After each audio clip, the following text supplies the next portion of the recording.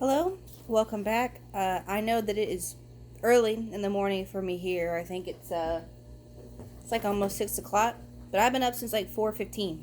So just figured I'd go ahead and get this underway. All right, so this is the Love After Lockup Season 2, Episodes 6 through 9 review. Obviously, spoilers for any of you who have not yet had a chance to watch the series, the season. You'll be spoiled, so don't watch if you don't want that. I hope you guys are going to be having a good day, and let's get this thing started. So, a lot happened in the 4 episodes that I watched, and I have to say that, I guess we'll just go ahead and get Scott and Lizzie out of the way. So Lizzie, she, found God while she was in prison, and I'm sorry for the noise in the background, that's our dishwasher. Whatever, annoying, and it's only loud when I'm trying to do something, which is even more funny. Alright, so since Lizzie found God, she did not want to sleep with Scott until she knew him, and they had dated for a while or whatever. But in the last episode, in episode 5, I think, Jasmine, Lizzie's daughter, made a comment about Scott being an enabler and giving in to her mom's drug use and drug habit. So in episode 6, Scott and Lizzie go on a date, and Lizzie basically tells Scott that he never said no to her, and she could have died from taking heroin and meth, and it was his own fault. And of course he said that if it wasn't him, it would have been somebody else. And then he asked her, would you have been here had I not given you money? And she said no, that she would not. So then right then and there, I probably would have got up and left after she called him an enabler. But let me tell you something, like I have always told everyone else. You have all the say-so on what money you take from somebody. Okay? If you didn't want to do drugs and somebody was trying to give you money and you knew that you were going to spend it on drugs, you say no and you say, I'll take it, when I know that I'm in a good place and not going to be using it to smoke crack or whatever. Okay? That is nobody else's choice but your own. And Lizzie, her and this whole, I'm so godly, and she wore a damn, sorry for my language, but she wore a damn low-cut summer dress to a church. Her boobs are practically hanging out. And I just, no.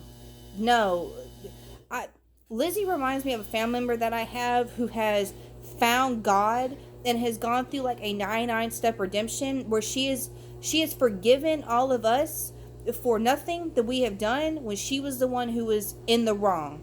And Lizzie is in the wrong and she's blaming everybody else but herself. Don't even. She did $800,000 from people. $800,000. It was her choice to choose heroin and meth. Can I blame Scott? No, because honestly, when you think that somebody is done, you want to believe them. You want to believe that they are done with the drugs, with the drinking, whatever their problem is, whatever has them falling off the wagon. You want to believe that they're done. And he believed that. And then she proved him wrong again. So honestly, she had every right to say no to giving him money. Don't even sit there and act like Scott should have been the one, saying no to her. And I mean, granted, he should be saying no to her now, because literally while they were out at dinner, she bought like 5 drinks and like 3 entrees, and his first credit card got declined, but his second one didn't. But of course she said that if he's lying and doesn't have money, then she's gonna leave him. And she crawled under my skin so bad, and I was like, I cannot with this. I would not. No, I would not. So, of course, he proposed to her with a ring he couldn't afford, and I don't know, I understand that you want to please the people that you want to be with, but I feel like Scott shouldn't have hung on for so long. I would not have been with anybody who said they were not going to be with me if I didn't give them money. I don't have a lot of money to give as it is, and if I worked where I was able to save up money and all that kind of stuff, I still wouldn't give somebody $90,000, and I still wouldn't keep spending on you. I'm sorry. You want to go to a damn grocery store, convenience store, gas station, and spend $130? No. No. No. Oh. All right. So, long story short, I hope that Scott dumps Lizzie. I really do. And I understand that Jasmine wants Lizzie to be an independent woman, which she should be. She should start working, especially if she wants to go and spend $140 at a gas station and think that that's nothing. So, if that's what she wants, then she needs to start working too. And there are places that will hire felons. So she just needs to get off her butt and go do it. So, either way, I hope that Scott and Lizzie don't end up getting married. And I hope that he dumps her. I hope that he realizes that I don't really think that she likes him. And I just think that she is using him. But you know what? Whatever. Obviously, he is massively desperate to not be alone. That he'd probably take a stick.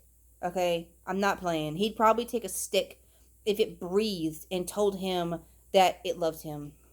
Alright. So, Scott and Lizzie out of the way. Let's get to, well, everyone else. So I guess we can go with Clint and Tracy. Okay, so if none of you have watched the series, and if you haven't watched my last video, Clint met Tracy like 6 months ago. Well, technically 6 months ago on the show, or something like 9 months ago. And immediately they were, oh, you're the one, and we're going to marry each other. And he took the days off. They got married the day after she got out of prison. And that's how that went down. She was like 5 hours late. Now, if you have not seen my season 1 review about Lamar and Andrea, her being 3 hours late, I would have left. I don't have any time. It does not take someone 5 hours to get ready. This ain't me 5 hours to get ready. I don't really dress up as it is. I don't have a reason to dress up. I think the last time I dressed up, I was like 2 months pregnant, and we went to see Phantom of the Opera on Broadway in Atlanta, which honestly really wasn't that great. I would have definitely preferred to go to New York, but couldn't really take time off, so it's kind of a whatever. But that was like the last time. I wore a nice black dress and some shoes. We went out to a pizza place. I love pizza, and that was that. I don't spend 5 hours getting ready. Wash my hair, put some foam in it, and crink it up or whatever, and that's it. I'm not a very get ready like that kind of person, but either way, 5 hours to get ready for a wedding when she came out in a simple dress, a simple makeup. Yeah, I already knew something was going on.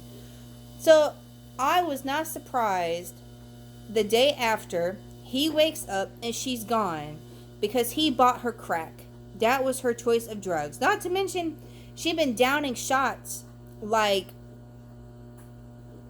I'm not really, like, she was dehydrated, I guess is the only word that I can really say without, sounding mean. But, she's downing shots, and he bought her crack, and then at like 3 o'clock in the morning, she gets up, says she wants more, and then just leaves.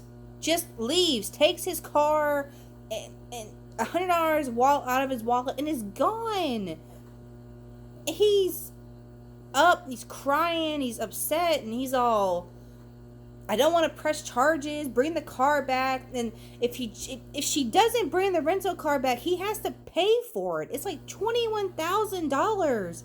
Okay, look, if you got $21,000 stored away in your savings to buy a rental car, kudos.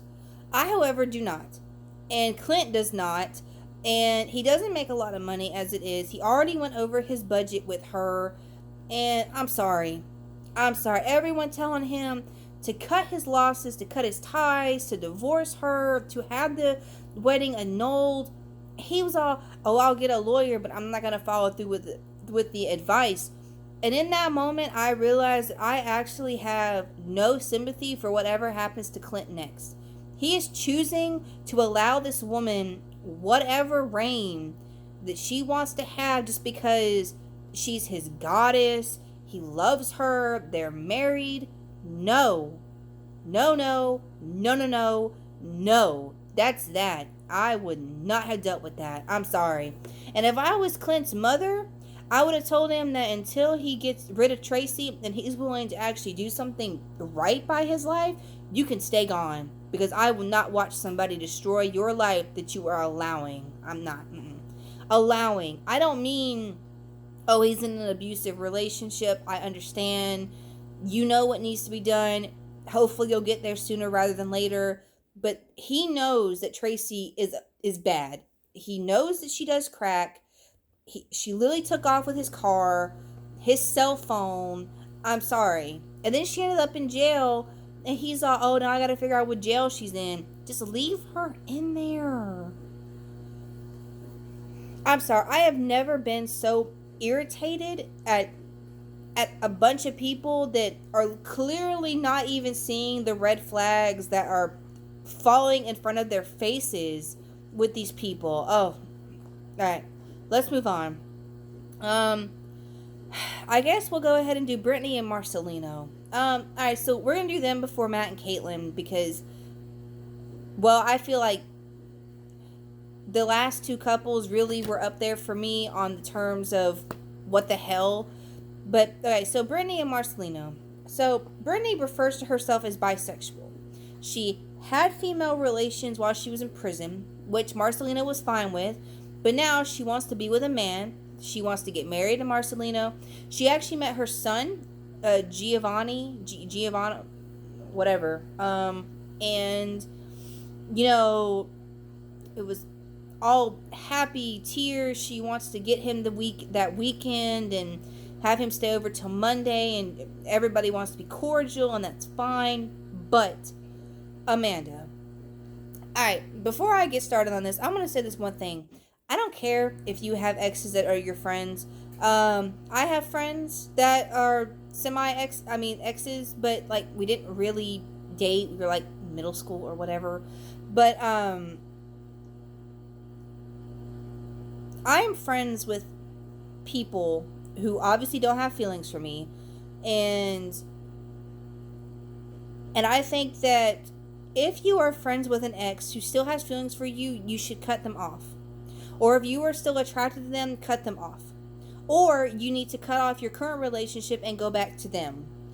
And I say this because you may say that you are faithful to somebody, but your ex could be trying to break you up. Now, that being said, that is exactly what Amanda is trying to do with Brittany and Marcelino. So, Brittany calls Amanda over. She got out like 9 weeks before she did. You know, she wants to see them. She wants to see her. They're friends. And then she admits that she's sexually attracted to Amanda still. But, you know, she just wants to be friends. And then there's Amanda. When they go wedding dress shopping, she tries on a wedding dress to basically be like, hey, I'm still gorgeous. You're still gorgeous. You need to be with me, not Marcelino. And that right there, if Brittany really knew, and honestly, I don't even think that Brittany should be with Marcelino because I kind of feel like she thinks life is just a game and you can cheat on somebody and it's fine, regardless if they're women, men, a plant. That's not how it goes. So, but the way I see it is, obviously they still have feelings for each other, so either they need to go out or she needs to drop Amanda until the feelings fade. Because that's not fair to Marcelino, and I just think that it's massively stupid and disrespectful. And I say that in all retrospect. I really do. I really believe that Brittany is confused, and if she still has feelings for Amanda, then it needs to be out in the open. It needs to be said, and then she needs to say, while I find you attractive, I want to be with Marcelino. And then she needs to quit the crap of her trying to break them up. End of story. That's it. Point blank. Alright, so Marcelino apparently flipped out when Brittany did tell him that she saw Amanda, and he apparently assumed that they were like having sex in their bed, which they weren't, from what I could gather. He flipped the hell out and told everybody to F off, and I mean all this stuff just was done. And that right there, I think I would have called it quits for Marcelino, because I don't really, let me rephrase. I blow stuff out of proportion if I read something wrong, if I read into something wrong, But if you were to tell me, hey, you hung out with this chick, yeah, you used to date, but they're friends, and I would like you to meet them because they are friends. And then I just flipped out on you, like, oh, you cheated on me. Oh, you had them in our bed. Oh, I've done this. I've done that. I would expect you to leave me. I really would. Unless I didn't trust you. You know, if I didn't trust you and then you did it, then it's a different story. Like, I don't trust you. Why are you being stupid? But she hasn't done anything to say that she's being unloyal or unfaithful to Marcelina's. I don't know why he flipped. But then he wanted to sit there and say that it comes from a place of protection and that he doesn't want her to end up back in jail because of the crowd that she hangs with. And I don't know.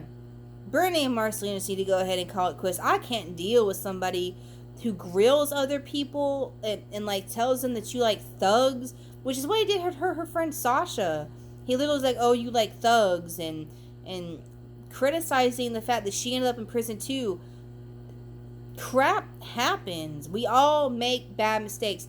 Am I saying that everyone ends up in prison? No. But Brittany wasn't really in prison for anything really bad. It was robbery. It wasn't like Lamar who ended up in there with robbery with a weapon. I mean, come on now. It could have been a lot worse. She could have killed somebody. And yes, you meet friends. Work friends happen too. I mean, good Christ. Oh, I can't with Marcelina. I can't with Brittany either. I hope that they just end it too. I don't think a lot of these people should really be with each other, but whatever. Alright, so now we're going to jump over to Matt and Caitlin. Alright, so when Matt got out, he promised Caitlin that he was going to get a job. And so far that has not happened. He went out with his friends and didn't get home until after 2 o'clock in the morning. Made a giant mess on the kitchen table, and then went to bed. Now, Kathy, which is Matt's mother, said that this is normally how it starts, that he starts going out, drinking, he doesn't come home, and then he goes back to drugs. And basically, she told Caitlin that she needed to get it under control, but if she tried to pull in the reins or whatever, he would leave, and he would just go back to drugs. Let me say this. Alright. It is not Caitlin's job to fix Matt. It's not Matt's job to fix Caitlin. Matt has an issue. Matt has a drug issue. Matt has an anger issue. That is not on Caitlin to fix. And if Kathy feels like the issue is not fixed, then she needs to admit her son, and she needs to tell her son that he needs to go to a rehabilitation center to get fixed, to be squared away, to be helped, whatever. Because you can't put that stuff on Caitlin. They're just getting to know each other, and that is not Caitlin's job. Honestly, somebody should have kept Matt in prison, because that's where he likes to be. He's been in and out of prison for 9 years now. Just stay there if you like it so much. Alright, now, Matt's friend, Sam, I think, or something, I can't remember his name, takes him over to meet his boss, who is an ex-con too, and he does spray painting walls, I guess spray painting over graffiti or whatever else it is that they do. And basically it would have been a job opportunity for Matt, because obviously a lot of people hire felons. And basically Matt tells him no, because he doesn't have any other clothes, which is confusing because I thought that he had clothes at his mom's house. Do they not have clothes at his mom's? Whatever. He basically said these were his only clothes and he was not going to get them dirty. And basically the man said, well, if you're going to tell me no, then obviously you're not driven and I have no sympathy for that, so I'm not going to work with you. And Matt basically said this guy was disrespecting him and that he was going to get knocked the hell out. He was not being disrespectful. Do you know how many people won't put up with people, with anybody who is literally a non-driven person? You're not going to get your shoes dirty? They're shoes. They're going to get dirty regardless of what you do. Literally, I buy brand new shoes maybe once a year. Maybe once in a year and a half. And then literally like 2 weeks later, they're dirty because I've walked outside after it's rained. Yes, I washed my shoes. Yes, they still get dirty. Literally, he could have worked, had a paycheck, and bought himself some other shoes, and those could have been his work shoes. He literally had an immediately, I'm going to knock this dude out reaction. And I don't blame the guy for not giving him the job. I wouldn't have. I agree with this dude. I have no sympathy for people who won't help themselves. I really don't. My sympathy level is already, is the bar is set so low because I feel like people try to take advantage by try to get you to pull on some sympathy cords, and I don't. I have no sympathy if you won't help yourself. If I've given you everything that I can to get you started and you literally just spit in my face, no, I have no sympathy. None. So, of course, when Matt gets back, he's telling Caitlin that this guy was disrespectful and treating him like he was stupid. And she was like, whatever, but you need to get a job. And he was like, well, I got a job interview. What's your job interview if you're going to assume that everybody is talking to you like you're stupid? Nothing. Just go ahead and go back to prison because obviously he does not want to change. Anyway, so then of course they go out for like a date, and the bill ends up being like $134 or something. And he tries to dine and ditch joke, and Caitlin didn't think it was funny, and then they paid for it, and then she basically made this comment that she doesn't think that he's going to change. I don't think so either, Caitlin. You need to go ahead and cut your losses and move in with a friend. I'm sorry. I have no hope. If my kids were in and out of prison for 9 years, you are not coming back in this house. No, because I won't watch you keep messing your life up. I can't. That hurts. That is probably hurting Kathy more than Matt even realizes, and I don't think that he really cares. I don't think he cares. Okay. Now that that's been done and the other couples are out of the way, we need to get to Michael, Megan, and Sarah. So we're going to start with Sarah and Michael first. So obviously Sarah is his wife. They have a 2-year-old daughter together. And she was the one who was there after he released, and his parole is in New York.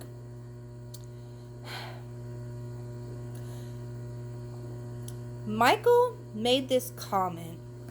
Okay, let me say something. I can't wait for Megan and Sarah to find out about what Michael's doing, because this dude don't deserve nobody. Okay, I'm gonna go ahead and say it now. He don't deserve nobody. And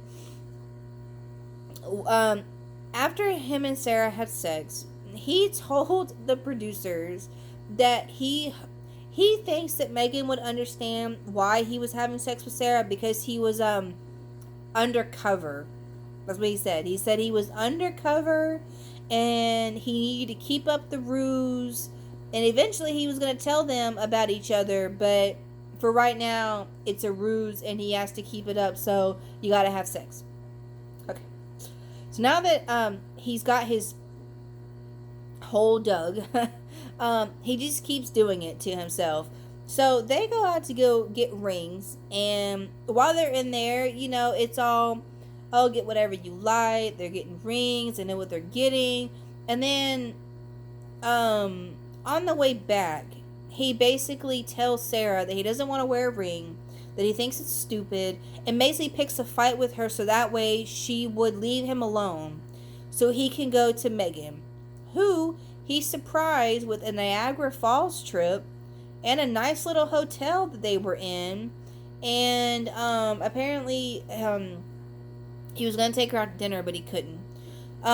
So he's gone for like all day. He gets after his fight with Sarah, he goes meets up with Megan, and then they have sex, having breakfast in bed. Sarah hasn't heard nothing from him, and then she's pregnant. She's pregnant, and I'm shocked. I'm pissed that she's pregnant, and I'm even more pissed that she thinks that he would be happy about it, because obviously he's not. Obviously he's literally been sitting here telling the producers that He'd much rather be with Megan, and he wants to be with Megan, and the only reason he's with Sarah is because they have a kid. And so basically after their night together, Sarah ends up texting Michael that his parole officer is looking for him and he had to go. I don't know what happened after that. Honestly, I think that was it. Because I don't know. I'm so fed up with Michael, and I think that he thinks that he is all that in a bag of chips, but he's not. He is most definitely not. And I feel like he's playing these two women, and I really hope, I pray to God, hope that both Megan and Sarah drop him, and yes, he can see his daughter, but they're not going to be in a relationship. I don't know how people put up with somebody like this. I can't. I'm sorry. Michael is so dumb. He's literally like, I'm having sex with Sarah, but I'd rather have sex with Megan, and it's all undercover, and it's this and that, and yeah, we got married, but you don't understand the situation. We understand, Michael. You're a player. You're lying to both of these women. Literally, Megan has she is the mother of your child, and you literally have already screwed her over so many times that she is stuck around longer than she should have, and Megan doesn't even know. All she knows is, oh, I have a baby mama, I have a 2-year-old daughter, but oh, we're so open and honest with each other. No, you're not. No, you're not, Michael.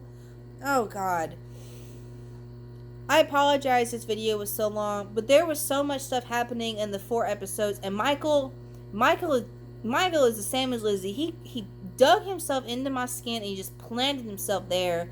And every time that he opened his mouth to speak, all I wanted to do was hit him in the face. You know, he's like one of those, if I hit you with a brick, would you learn some common sense? I mean, would you just gain the knowledge to realize how stupid you're being? Whatever. When I get episodes 10 through 14, right? 10, 11, 12, 13. Oh, 13. I'm sorry. When I get 10 through 13 done, I will do a video review of them too. Slowly gonna make my way through it. I know there's like 51 episodes, but hey, so far I'm really not doing too bad.